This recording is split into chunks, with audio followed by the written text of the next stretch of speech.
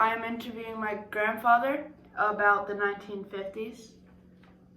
Grandfather David Berie.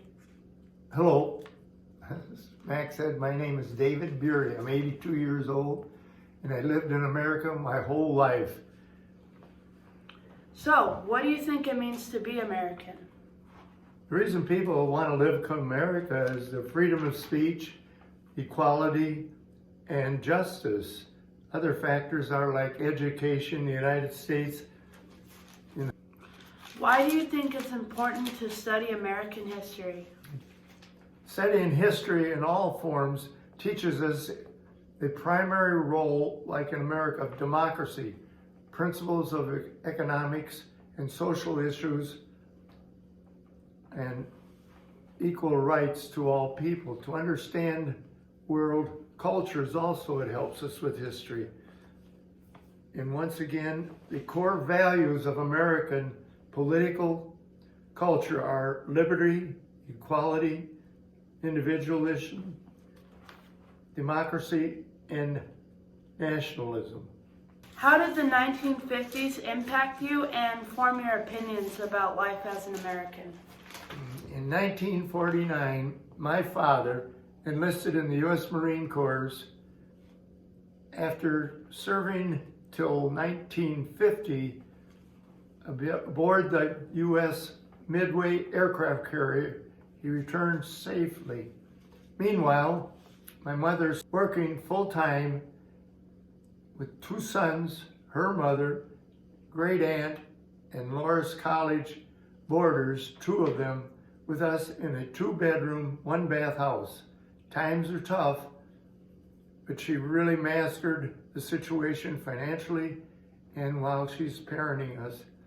When my father returned home, it took a while for things to get back to normal, but it all worked out.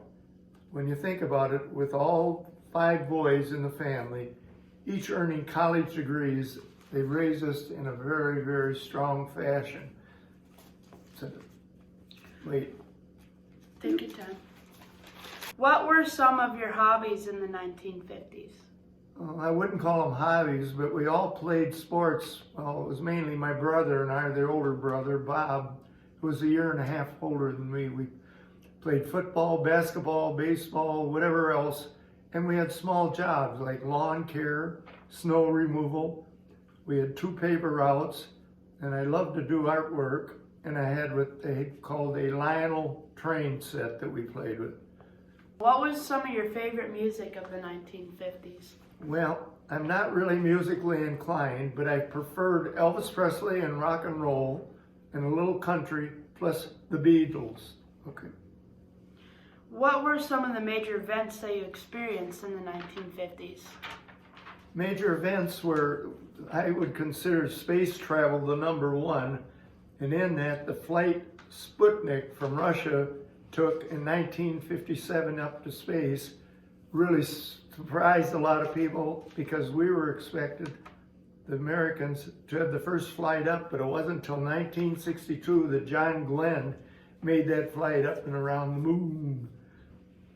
Next, I'd say the polio vaccine by Salk, Dr. Salk, was very successful. I can remember waiting from school, nativity school, and lining up at a seminar in high school, senior high's gym, with my classmates for the vaccine by Salk.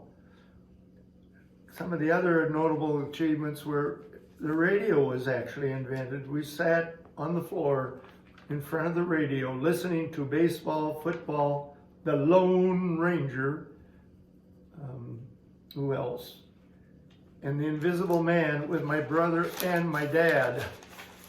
Some of the other inventions were the transistor radio, flight data recorder, then came TV. It was black and white and the screen was very small and it was kind of round. And about all you could see on that thing was the test pattern floating by every so often.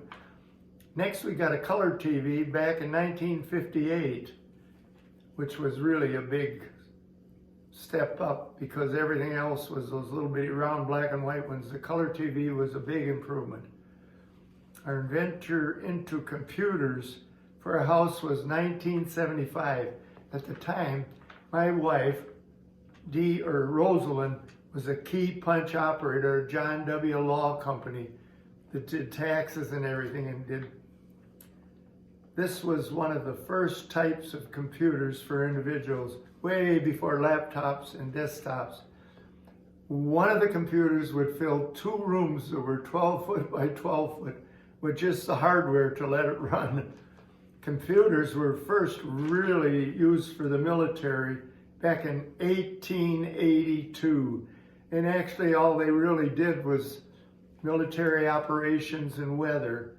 And the Iowa State University Engineering Department helped develop laptops for personal use eventually. Okay.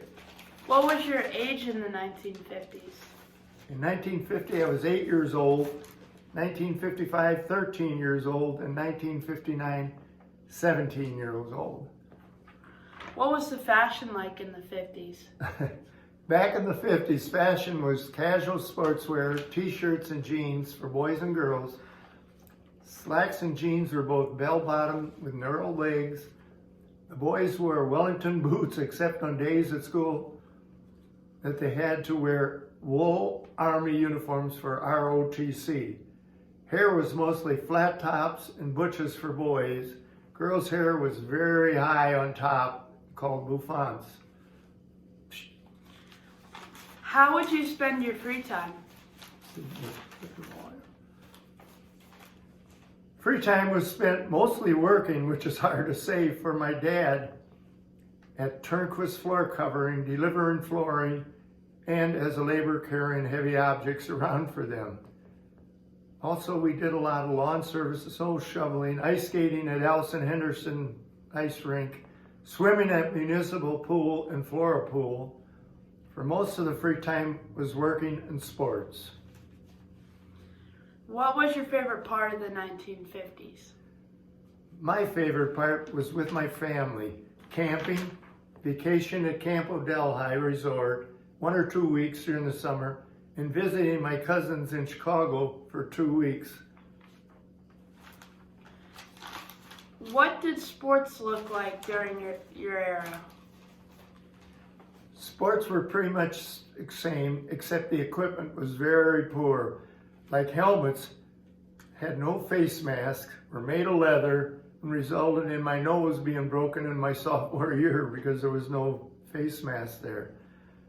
Summer sports were not supervised and we had no coaches at the time when we were practicing. What type of car did you or your parents drive in this era? My first car was a 1950 Buick 4-door.